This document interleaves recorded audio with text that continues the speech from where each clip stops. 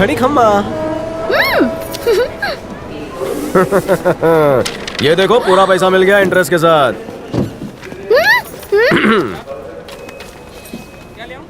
लेकिन ये कैसे हुआ? छोटे दिमाग की छोटी नस भड़कते ही मोटे अमाउंट का चेक हाथ में आ गया। अगर तुम्हें पैसे मिल गए हैं तो तुम इतने दुखी क्यों हो? क्या करूं, मुझे बुलबुल पांडे की जोरों से याद सता रही है। मुझे तुम्हारे अस्तित्व में बुलबुल पांडे के बड़े बड़े नैन दिखाई देते हैं। मैं तुम्हें बुलबुल पांडे दिखती हूँ ना? तो चलो ठीक है, बुलबुल समझ के ही प्यार कर लो। अगर बुलबुल पांडे होती तो इतना दूर ना बैठती। दिन हो या रात बुलबुल पांडे हमेशा मुझसे चिपकने का मौका ढूंढती। बाटली भटिंडे वाले, मुझे एक बात बताओ, प्यार करोगे या जबरदस्ती करूं? चलो जल्दी से खड़ी हो जाओ। Stand up. मीटर को सेंटीमीटर में बदलो। प्यार का होता है उदय जब छोरा लागे है छोरी के हृदय। प्यार कर रहे हो या हार्ट बीट सुन रहे हो? ये थी प्यार की पहली छावनी। अब तुम सेंटीमीटर में क्यों खड़ी हो? मिलीमीटर में आओ नी, गले लग जाओ नी। दिल से कलेजे तक सब जगह ठंडक पड़ी। तूने चूड़ियां पहनी है कितनी बड़ी बड़ी। जब पांडव अज्ञातवास में थे तो कौरवों के जासूसों ने पता लगा लिया कि पांडव कहाँ है।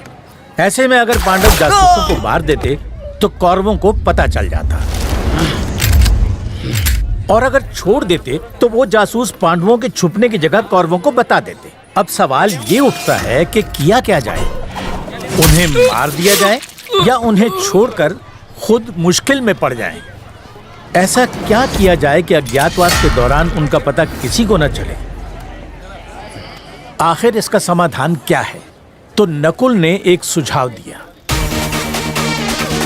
हम जासूसों को इस तरह से मारेंगे ताकि ऐसा लगे ये खुद की मौत पर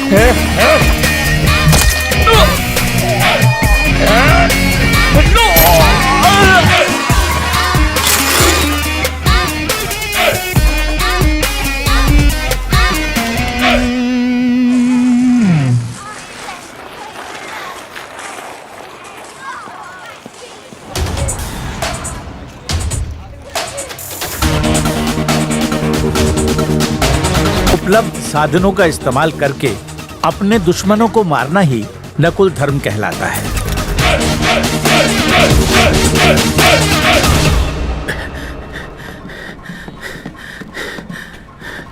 क्या हुआ भांजे? जब मैं कोंडा के बेटी के साथ था मुझ पर हमला हुआ, वो भी जानलेवा। बेटी साथ ही तो कोंडा ऐसा काम नहीं करेगा। ऐना का भी इससे कोई लेना देना नहीं। लेकिन आवाज तो उसी की थी यार। सच कहा, ये उन्हें फंसाने की चाल भी हो सकती है। क्या है, पासपोर्ट रेडी था मगर वीजा नहीं मिला। ये तो अच्छी बात है कि लक हमारा साथ दे रहा था। पहले तुम्हारा बेटा, अभी तुम। बिंदा, कंपनी का लोगो बहुत पुराना है, बदल डालो अभी। अगर लोगों ने बदला ना तो लोग तुमको ही बदल डालेंगे। शुभ काम में देरी नहीं। कोई ऐना और कोंडा की आवाज को एडिट करके हमें भटका रहा है। मेरे पप्पा को ऐना और कोंडा ने नहीं मारा है। ये बहुत ही ऊंचे दर्जे की रची हुई साजिश है। बिल्कुल सही। जो भी इसके पीछे है उसकी नजरें यहाँ की प्रॉपर्टी पर गड़ी हुई है। तुम्हें उसे ढूंढ कर काटना होगा।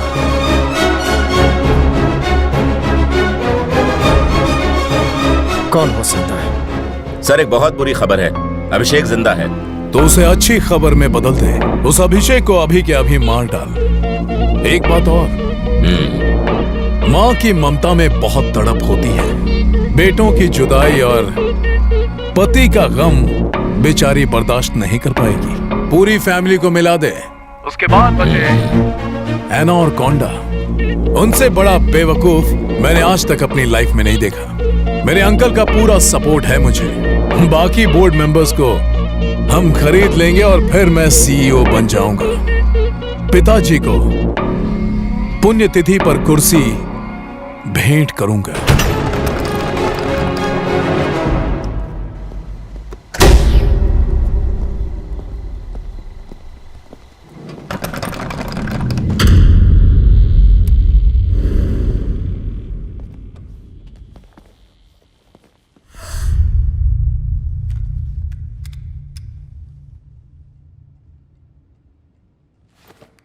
चैनल वन अंदर आओ।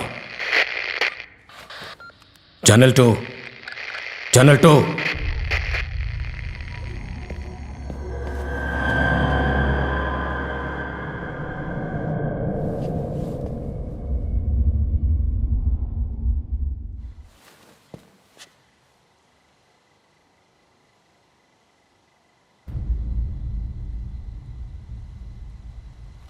किसने मारा इन्हें?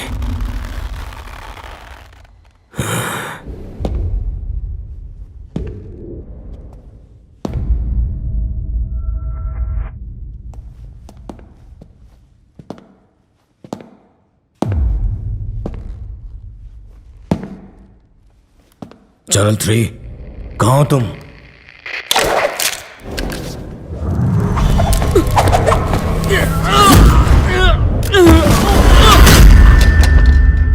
Hands up!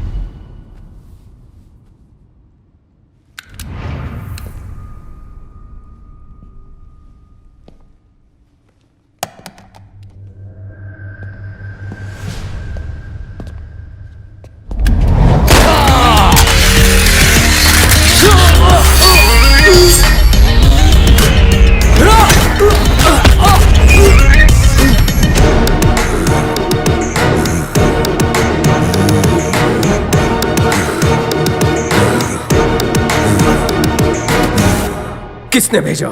रंजीत ने, आदित्य भंडारी का बेटा। लेकिन लोगों को लगा कि वो एक एक्सीडेंट है। तेरा बेटा मोहन नर्क में बहुत अकेलापन महसूस कर रहा है। जाके उसे कंपनी दे। अरे अब खुशियां मना, खुशियां। तेरी पत्नी को भी तेरे पास भेज रहा हूँ, बाकी तुझे अकेलापन महसूस ना हो।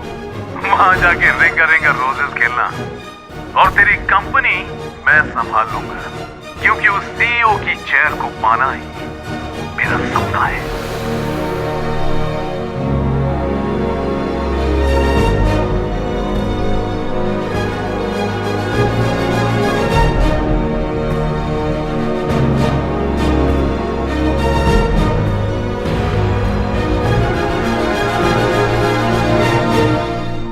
तू कौन है?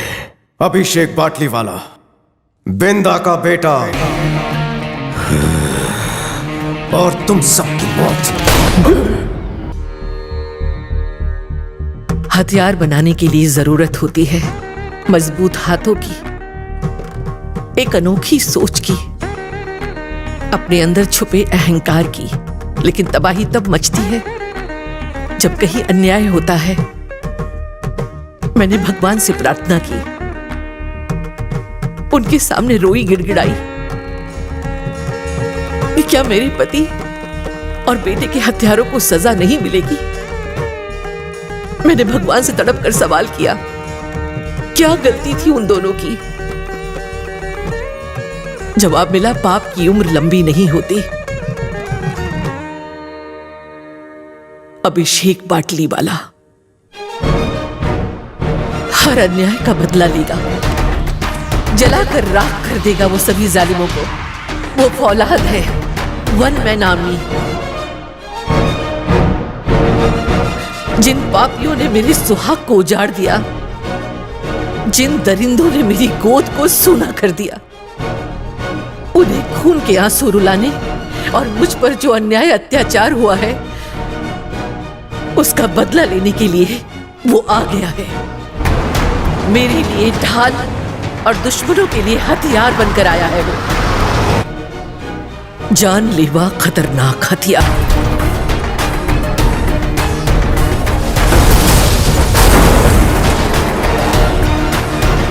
जिसका वार सिर्फ और सिर्फ न्याय के लिए होता है।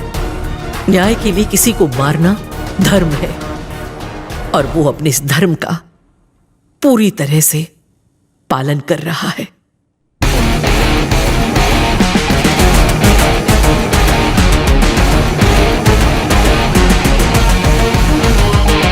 मैं वापस आ गया हूँ। मेरे पप्पा और भाई को जिन लोगों ने मौत के घाट उतार दिया, उन सारे दुश्मनों का खून मेरे अपनों के लिए पिंडदान होगा।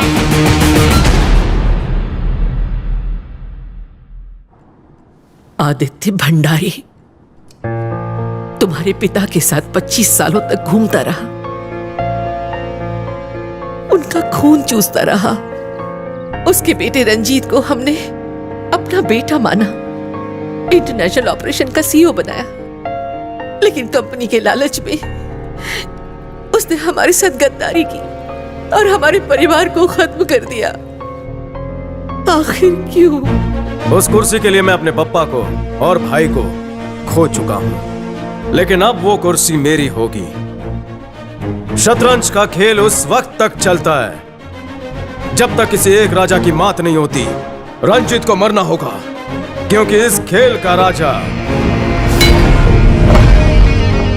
मैं हूं। अपने पिता की मौत के बाद रंजीत कभी भी उस बिल्डिंग के अंदर नहीं गया, अब क्यों जाएगा? जाएगा, मैं उसे लाऊंगा। I have plan B.